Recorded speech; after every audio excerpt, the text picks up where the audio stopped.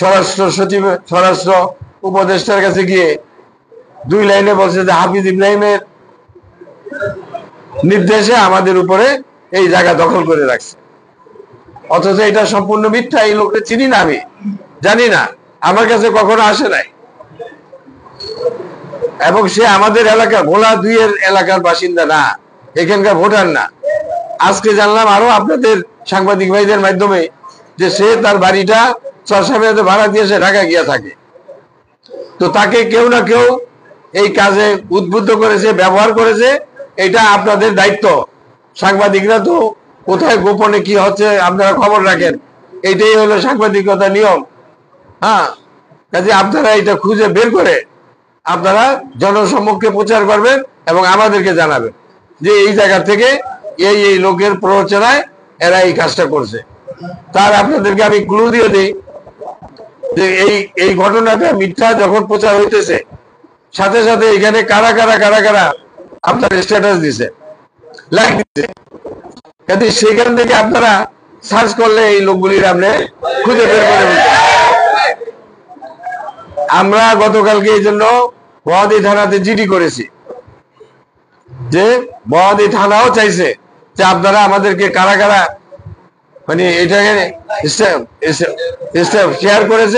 Share করেছে এটা আপনারা আমাদেরকে স্টেটমেন্টটা দেন, দিলে পরে আমরা সেখান থেকে আমরা খুঁজে বের করে তাদের নামে সাইবার ক্রাইমে মামলা দিব, আরো অন্য জায়গায় অন্য ধারাতে মামলা দিব।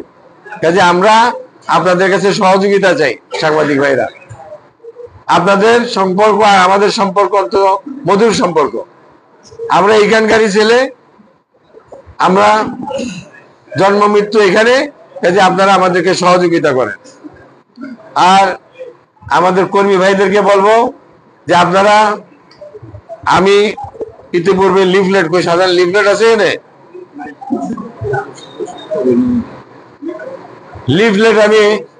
লিফলেট আমরা করেছি হাজার হাজার কয়েক লক্ষ কপি। এগুলি নিয়ে আপনারা বহুদিনে নেতৃবৃন্দ বিভিন্ন ইউনিয়নের তারা পর্যায়ক্রমে প্রত্যেকটা ওয়ার্ডে বিএনপি, তারপর যুব দল, তারপরে ছাত্র দল, শ্রমিক দল, তারা মাঠ পর্যায়ে মানুষের বাড়ি বাড়ি যাচ্ছে, বিএনপি ধানের শীষে দাওয়াত দিতেছে এবং লিফলেট পৌঁছে দিতেছে। সেখানে বিগত দিনে আমি কি করেছি আর আগামী দিনে আল্লাহ চাইতো আমি কি করব, আমার সেই কমিটমেন্ট আছে।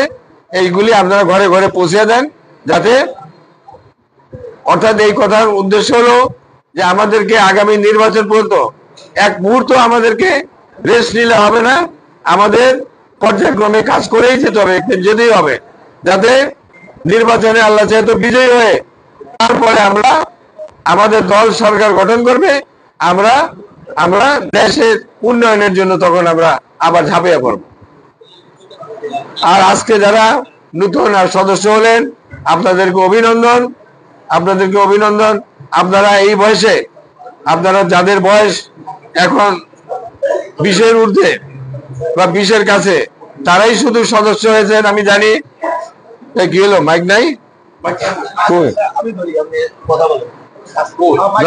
নাই।